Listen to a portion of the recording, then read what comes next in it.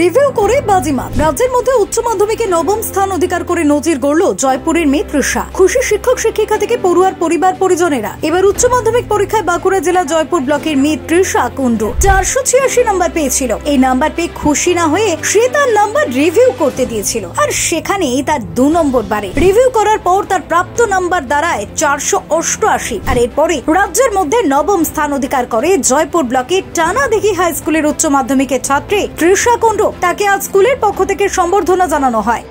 টানাদিঘি high স্কুলের টানাদিঘি উচ্চ বিদ্যালয়ের একটি ইতিহাস রচনা করেছে বলে আমি মনে করি। এই দিনটির অপেক্ষায় আমি আমার জয়েনিং থেকে আমি দীর্ঘ প্রতীক্ষায় রত ছিলাম, স্বপ্ন দেখতাম। আমার সেই স্বপ্নকে সার্থক করেছে আমাদের সুযোগ্যা ছাত্রী তৃষা কুন্ডু।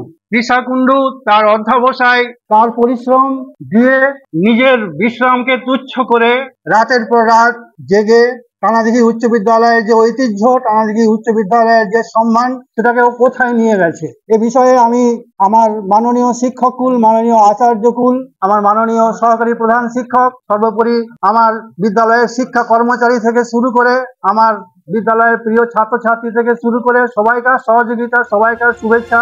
তবে প্রথম দিনের যে আনন্দ, সেই আনন্দটা অন্য রকম থাকে প্রতিটা ছাত্রছাত্রীর কাছে। তবে কোথাও না কোথাও স্কুলের শিক্ষক শিক্ষিকারা আজ তাকে সম্বর্ধনা জানিয়ে সেই আনন্দ বা অনুভূতিটা আবারও ফিরিয়ে দিলেন। কত নাম্বার পেয়েছে?